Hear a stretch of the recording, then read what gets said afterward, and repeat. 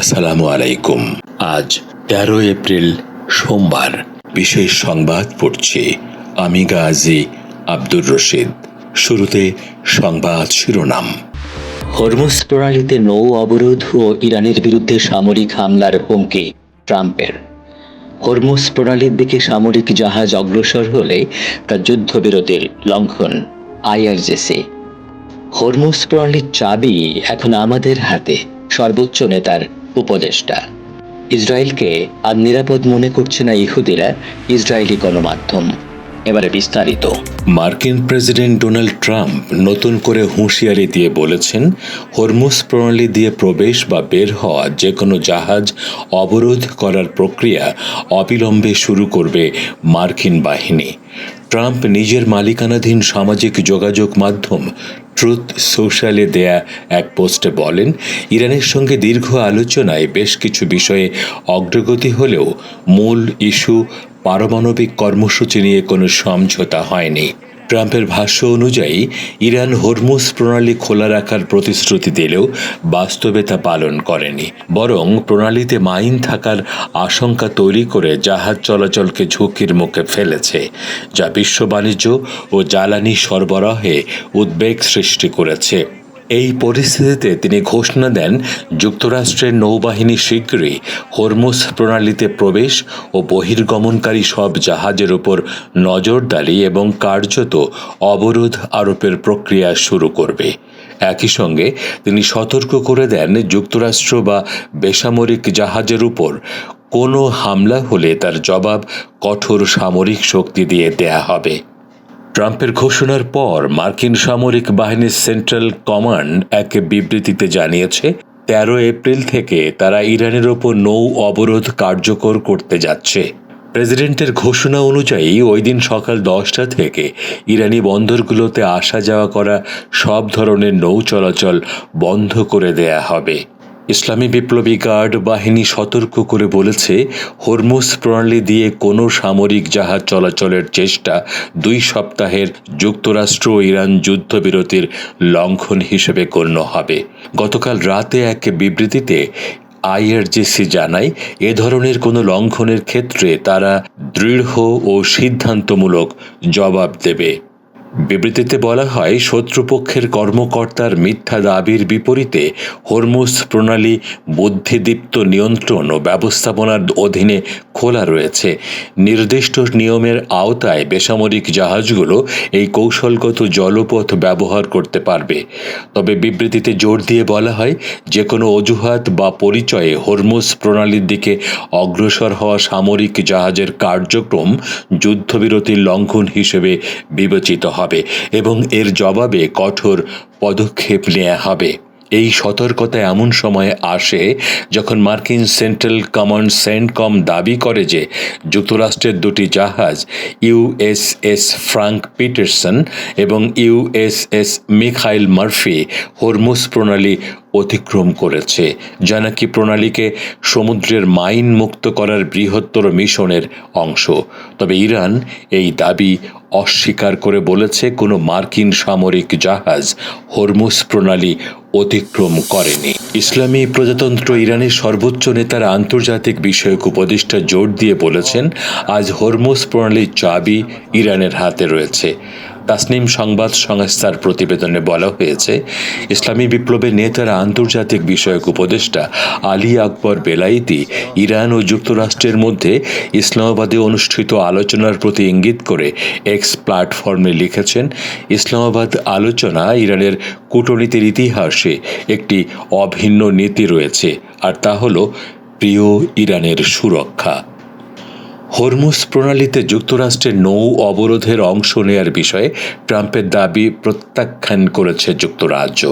British সরকারের এক মুখপাত্র বলেছেন, গুরুত্বপূর্ণ এই নৌপথে কোনো ধরনের টোল আরোপ করা উচিত নয় এবং নৌ চলাচলের স্বাধীনতা রক্ষায় একটি আন্তর্জাতিক জোট গঠনে কাজ করছে ওয়েস্টমিনিস্টার।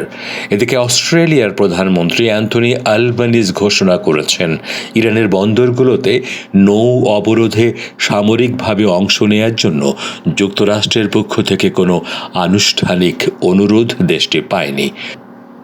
ইরানের আইআরজিসির কোর্স ফোর্সের কমান্ডার ইসমাইল কায়ানি বলেছেন, প্রতিরোধ ফ্রন্ট যে কোনো সময়ের চেয়ে এখন আরও বেশি শক্তিশালী। শনিবার নিজের এক্স অ্যাকাউন্টেতে এক বার্তায় কায়ানি লেখেন, প্রতিরোধ ফ্রন্ট একীভূত এবং সমন্বিত এবং এর ঐক্য ও সংহতি অতুলনীয়। তিনি আরও বলেন, ইসরায়েলি শাসক গোষ্ঠী বিশ্বাস করে যে চাপ প্রতিরোধ সদস্যদের হত্যা এবং নিপীড়িত ও নিরাপদ লোকদের টার্গেট করে তাদেরকে দুর্বল বা জোরপূর্বক আত্মসমর্পণে বাধ্য করাতে পারবে। কায়ানি আরও জোর দিয়ে বলেন, প্রতিরোধের সংস্কৃতি এমন যে এটি যত বেশি চাপ সহ্য করবে এটি তত শক্তিশালী এবং আরও স্থিতিস্থাপক হবে। যুক্তরাষ্ট্র ও ইরানের মধ্যকার দ্বন্দ্বের স্থায়ী অবসান ঘটাতে চলমান আলোচনা নিয়ে সামাজিক যোগাযোগ মাধ্যম এক্সে একটি সংক্ষিপ্ত বিবৃতি দিয়েছেন ইরানের প্রেসিডেন্ট মাসুদ পেজেশকিয়ান।